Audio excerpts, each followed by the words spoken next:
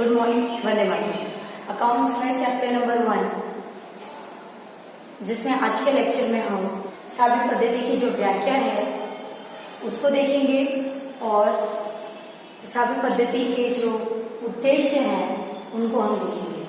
इसके पिछले लेक्चर में हमने साबित पद्धति के लिए इसकी प्रस्तावना और उसके अर्थ को देखा था।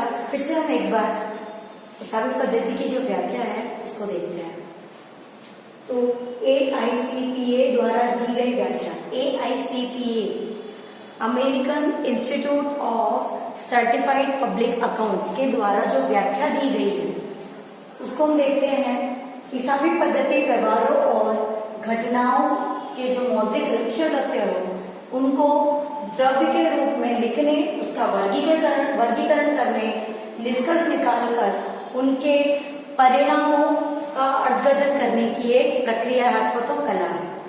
कहने का मतलब ये भी है कि कहने का मतलब ये है कि जो भी द्रव्य की जो लेन देन है, मौद्रिक व्यवहार है जिसमें हम पैसों की लेन देन कर रहे हैं, ऐसे व्यवहारों को लिखना, उसका वर्गीकरण करना, उसके वर्गीकरण के पश्चात निष्कर्ष निकालकर उसका अर्थघटन करना, ठीक है, वो एक प्रक्रिया जो है वो हिसाबी पद्धति कहलाती है। आप जो भी व्यवहार कर रहे हैं वो अगर द्रव्य की लेन देन द्वारा हो रहा है, पैसों की लेन देन द्वारा, तो ऐसे व्यवहारों को लिखना, उनके व्यवहारों का वर्गीकरण करना, उस पर से निष्कर्ष निकालना, उसके परिणामों को देखना कि क्या परिणाम आया है।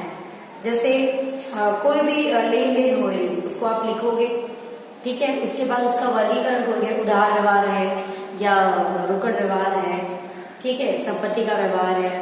तो ऐसे व्यवहारों को आप उसका वर्गीकरण करते हो, उसके बाद उसके वर्गीकरण के पश्चात उसका निष्कर्ष निकालते हो, फायदा हो रहा है, घाटा हो रहा है, आवक हो रही है, जावक हो रही है, जिससे आपको आपका अंदाज मिलता है, जिस पर से एक सही परिणाम आपको मिलता है।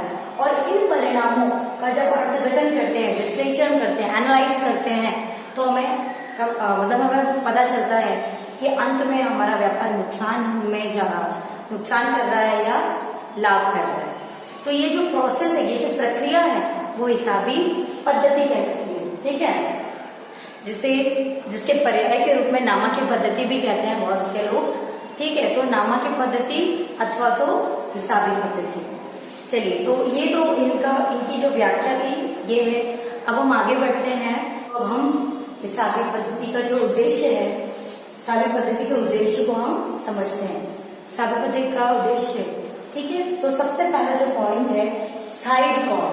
स्थायी रिकॉर्ड का मतलब होता है कि कभी भी जब आपको किसी प्रकार की जानकारी लेनी हो, चाहे वो कोई भी वर्ष हो, आपके व्यापार के धंधे में 2-3 साल बाद भी अगर आपको कुछ जानना हो कि उस साल या पिछले साल कितनी आवक हुई थी, कितना जावक था, अथवा तो लाभ हुआ था या हानि हुई थी, ठीक है, आपके रोकड़ व्यवहार कितने थे, आपके उधार व्यवहार कैसे थे, तो ये तमाम प्रकार की जो जानकारी है वो हमें कैसे मिल सकती है जब हम हिसाब रखेंगे। अगर हम हिसाब रख रहे हैं तो हम कोई भी साल की कभी भी जानकारी प्राप्त कर सकते हैं। तो ऐसे रिकॉर्ड आप चौपड़े में, बही में अथवा तो कंप्यूटर में रखें। तो पहले जो टॉपिक है स्थायी रिकॉर्ड, इससे आपको ये पता चल गया होगा कि स्थायी रिकॉर्ड के लिए ये जरूरी है कि आप हिसाब लिखें, जिससे ये होगा कि जब भी आपको हिसाबों की जानकारी लेनी होती है तो आपको आसानी होगी और इजीली आप कोई भी जानकारी ले सकते हैं, ठीक है। दूसरा है कि प्रत्येक हिसाब की हिसाबी असर, अर्थात कि जितने भी आप हिसाब लिख रहे हैं उसका क्या असर है, उससे क्या इफेक्ट पड़ रहे हैं। वो जैसे आप उधार व्यवहार कर रहे हो, तो उधार व्यवहार आपने किया है, ऐसा तो नहीं कि ना हमेशा वो उधार में रहेगा, एक समय के बाद उसकी रकम का भुगतान होगा। आपने अगर किसी को माल सामान उधार में बेचा है तो आपको कुछ दिनों बाद वो रकम लौटाएगा ही, तो उसकी जो असर है, आप क्या दर्शा रहे हो और आपने किस व्यवहार में क्या असर दर्शाया है, उससे आपको उस हिसाब रखने से जानकारी मिल जाएगी। तो इसीलिए हिसाबी पद्धति जरूरी है और उसका उद्देश्य यही होता है कि कभी भी आपको किसी भी आवश्यकता हो कि किसकी क्या असर आपने दी थी हिसाबों में, तो वो जानकारी आपको आराम से या इजीली तरीके से मिल जाएगी, ठीक है। तो तीसरा टॉपिक है प्रभावशाली तथ्यों को जानना। प्रभावशाली तथ्य अर्थात कि किसी साल आपको अधिकतम लाभ हुआ था, ठीक है, और उसके बाद आपको लाभ नहीं हो रहे अथवा तो आपके लाभ में कमी हो रही, तो आपने उस साल क्या किया था, आपकी धंधे की जो कार्यशैली थी वो किस प्रकार की थी, आप उसमें कैसा लाभ कमा सकते थे, क्या आपने अलग किया था जिसमें आपको फायदा हुआ था, किस प्रकार के व्यवहारों को आपने ज्यादा किया था।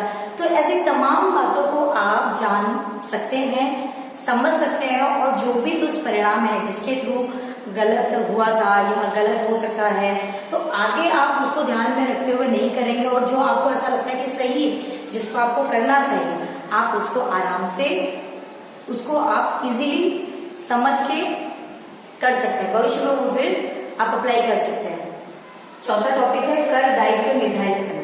कर हम तभी जान सकते हैं कि हमें कितना देना जब हमें हमारी आवक का ज्ञान हो, हमें पता हो कि हमारा आवक कितना है, तो हम उसी आधार पर कर का भुगतान करते हैं, और ये तभी होगा जब हम हिसाब किताब रखेंगे अथवा तो हम हिसाब रखते होंगे, ठीक है।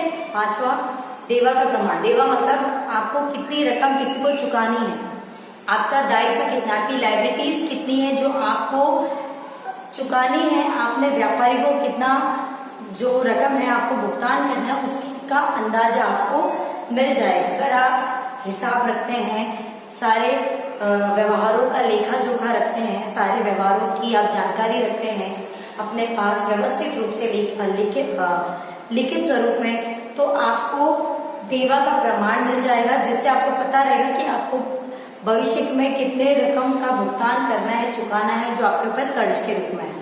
छठा टॉपिक है लेना का प्रमाण देना। जिस प्रकार आपका को दायित्व का प्रमाण कितना है ये जानना जरूरी है, उसी प्रकार आपको लेना कितना है, आपका लेने का प्रमाण कितना है, आपको कितनी रकम मिलनी चाहिए भविष्य में, ये जानने के लिए भी हिसाबी पद्धति आवश्यक है। और इसी प्रकार जब आप लेखा जोखा करते हैं तो हिसाब का आपको आइडिया रहेगा, जिससे आप लेने की रकम को जान सकते हैं। आगे हम बढ़ते हैं। सातवां टॉपिक धंधा की नफाकारकता का मापन। नफाकारकता, भविष्य में आपको नफाकार बनाने के लिए, अपने धंधे को नफाकारक बनाने के लिए भविष्य में क्या गलती है, भविष्य में कितने लाभ हुए, भविष्य में क्या हानि है, इन तमाम बातों को जानने के लिए भी हिसाबी पद्धति का जानना हो, मतलब हिसाबी पद्धति को समझना जरूरी है। इससे ये होगा कि आगे आने वाले वर्षों में कितनी नफाकारकता हुई है, ये भी आप हिसाबों के आधार पर ही जान सकते हैं। आपको पता चलेगा कि आपने हिसाब रखा है तो अंत में क्या परिणाम है। जैसे कि मैंने इस व्याख्या में बताया था कि सारे द्रव्यों के व्यवहारों को जानकर उसका वर्गीकरण करके उस पर से अर्थग्रहण करना, निष्कर्ष निकालना, तो यही है कि परिणाम क्या है, कितना लाभ हो, कितनी हानि हुई, तो नफाकारकता हम जान सकते हैं। आगे बढ़ते हैं। आठवां टॉपिक धंधा की आर्थिक स्थिति जानना। आर्थिक स्थिति का मतलब यह है कि परिस्थिति, मतलब धंधे की जो स्थिति है वो किस प्रकार से रही है। जैसे अगर पिछले साल आपको जितना लाभ हुआ था उतना लाभ इस बार नहीं है, और उससे पिछले साल आपको ज्यादा लाभ हुआ था जितना पिछले साल नहीं था, तो ऐसे सिचुएशन में आपको लाभ तो हो रहा है, लेकिन वो लाभ किस प्रमाण में हो रहा है, वो कमी के प्रमाण में हो रहा है। लाभ हो रहा है लेकिन वो प्रमाण कैसा है, घटते हुए प्रमाण में है। लाइक अगर आपको किसी साल 5 लाख का लाभ हुआ, फिर पिछले उसके बाद के सालों में आपको 3 लाख का लाभ हुआ, इस साल आपको सिर्फ 2 लाख का लाभ हो रहा है, तो ये लाभ तो हो रहा है लेकिन कैसे, घटते प्रमाण में। तो ये जो घटता प्रमाण है ये बता रहा है कि आपके पीढ़ी की, आपके धंधे की जो स्थिति है वो अच्छी नहीं है। तो इस प्रकार आप हिसाबी पद्धति के द्वारा आपके धंधे की जो आर्थिक स्थिति है उसको आप जान सकते हैं, समझ सकते हैं। नंबर देखिए, भूल और छल कपट खोजना व रोकना। भूल, किसी भी प्रकार की कोई भूल हुई हो, गलती हुई हो हिसाब लिखने में, तो जब हम लिखते हैं तो हमें उनका ख्याल आ जाता है कि ये चीजें गलत है, इस तरीके से नहीं लिखनी चाहिए, पहली चीज। दूसरी, छल कपट, अगर कोई आपके अंडर काम करने वाला कर्मचारी है वो आपसे धोखा कर रहा है, छल कपट कर रहा है, वो किसी न किसी प्रकार के आपको रसीद देगा, कार्यों के प्रति जो भी उसकी होंगी उस तरीके का आपको अमाउंट के बारे में बताएगा, तो आप जब हिसाब लिखोगे तो उसके छल कपट को आप जान सकते हो कि ये सही है या गलत है, इस प्रकार। तो ये आपके जो उद्देश्य के 9 टॉपिक है ये कंप्लीट होते हैं, उसको व्यवस्थित रूप से समझाने का प्रयास